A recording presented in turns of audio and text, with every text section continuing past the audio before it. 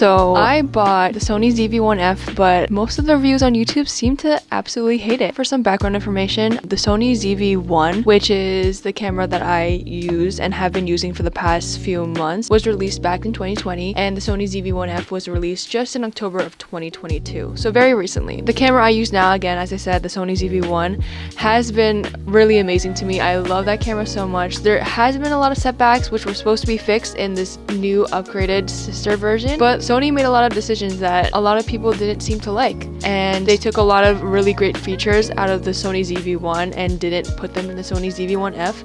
But there's also a lot of features that they did add to this camera which made me want to try it out for myself. So right off the bat, if I really love the Sony ZV-1 so much, why did I decide to get this camera? Number one, I love the touchscreen menu. I don't have to use like the little side gadget thing in order to change settings really fast, and I feel like it makes it a lot easier and quicker. And also on this camera, whenever it's recording, it has this giant like red screen sort of thing, so I actually know when it's recording and when it's not, as opposed to just like this tiny little record button, and you can't really miss it. So at this point, you really can't blame the camera if you're not recording. With the touchscreen, it also comes with a new menu system, and I feel like it's a lot easier to look at and a lot easier to manage. The Sony ZV-1F is also a lot lighter. It almost kind of feels like a toy, not gonna lie. It's kind of more of like a plastic feel, whereas the Sony ZV-1, I'm pretty sure it also is plastic, but it has a heavier like weight to it, and there is a little bit of texture on it, so when you're gripping it, it doesn't slide around as easily. But I happen to like the fact that it's lighter because I feel like it's a lot easier to handle. It's more compact. I can like pull it out and like keep it in my pocket if I wanted to. Another thing, with this 20mm lens, the field of vision happens to be very large compared to the Sony ZV-1. It's a lot nicer. You can see a lot more. The fix I did with the Sony ZV-1 was I got another attachable lens, which retails at around like $50 on Amazon, where you can literally stick this adhesive onto the camera and you'll bring it back out to a wider frame. But when you add active stabilization on, it kind of crops back in again and brings it back to original. So right now I am testing the field of vision. There's like a lot more space at the top of my head and more space at the bottom here, whereas the Sony ZV-1, there isn't like that much space up here. The cameras are at exactly the same length, and active stabilization is off. This is active stabilization on. Obviously it cropped in a little bit further, but as I said, there was a fix, and I usually put this lens on. Honestly, I still think the Sony ZV-1F still gives you more. I think they're pretty similar. I'm kind of in direct sunlight, but here is the comparison between the two cameras. Right now, the Sony ZV-1F is currently just like straight out of the box. This is what it looks like. And the Sony ZV-1 does have the attachment lens on, and this is with the attachment lens off. I don't have the wind fuzzies on, so that's why the wind might be making a little bit of noise. This is an accurate color depiction of what the cameras look like in the lights. Settings are pretty much the same. I didn't really change anything else.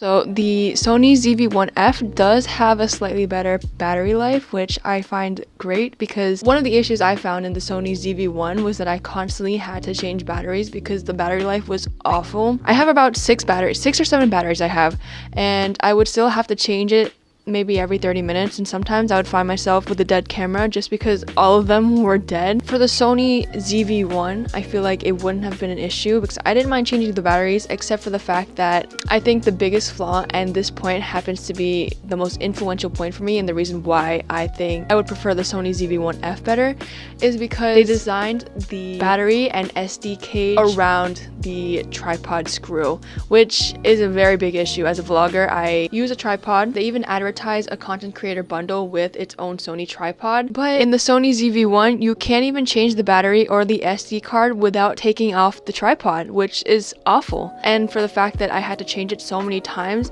I would have to stand there, unscrew the tripod, look for all these batteries, put it into the Sony, and then re-screw the tripod on just to use it. But with the Sony ZV-1F, the screw mount happens to be way on the other side of the battery and the SD card cage, which is great. Some people have mentioned the fact that it annoys them because it's so off-centered, and when you hold the tripod it's like more on sort of the right side than the left. But honestly, I don't mind it because when I do have the flip out screen out, it kind of like balances itself out. And again, it happens to be one of the greatest things for me because I don't have to take off the tripod every single time I have to change the battery now. That might seem like a really small thing to some people, but when you have to change the battery that often, it becomes really tedious, really annoying. It's not something that I enjoy dealing with, you know? So you heard all the great positives about the Sony ZV-1F and some of the flaws that the Sony ZV-1 had that were fixed with this new camera, so my decision should be easy. Wrong, because there are a lot of flaws that come with the Sony ZV-1F, and I feel like the main reason why a lot of the reviews on YouTube tend to be sort of negative, because these flaws, they're very big components when it comes to creating any sort of content. Number one is the fact that the Sony ZV-1F does not have a zoom. It's a fixed prime lens sitting at 20 millimeters, which means that there are no other lenses. It doesn't zoom in or out, but it does have this sort of digital zoom in which it basically just crops into the video.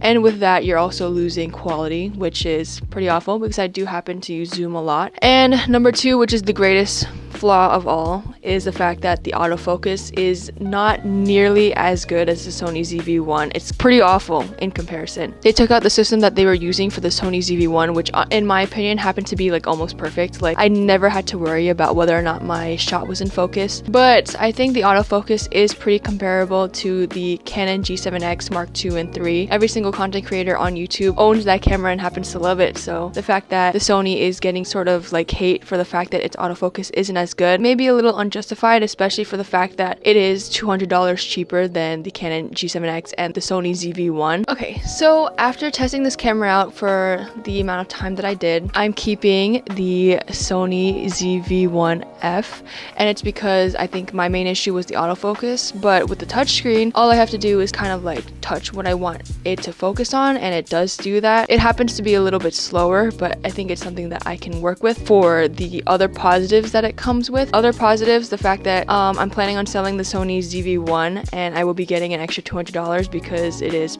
like $200 cheaper. With that, I'm probably going to be buying a external mic, a bigger SD card, because I have been using two 64 gigabytes and like three like 15 gigabyte. I just didn't realize that retail price for 256 gigabyte SD cards were only like $20 now. I just did not know. For some reason, I thought it was like 50 and above. I think it used to be that, but it is not that anymore, so I'm going to be buying another one of those. Sony definitely improved their color science with this camera, because right out of the box, the colors were a lot like prettier, which I appreciate, because one of the issues I had with the Sony ZV-1 was the fact that I guess the color science wasn't as nice as the Canon G7X Mark II or III, which is what I was planning on getting originally. But they definitely fixed it with this one, and I like it a lot better. And I happen to always shoot in 4K. The capabilities of this camera is really good. I love the quality.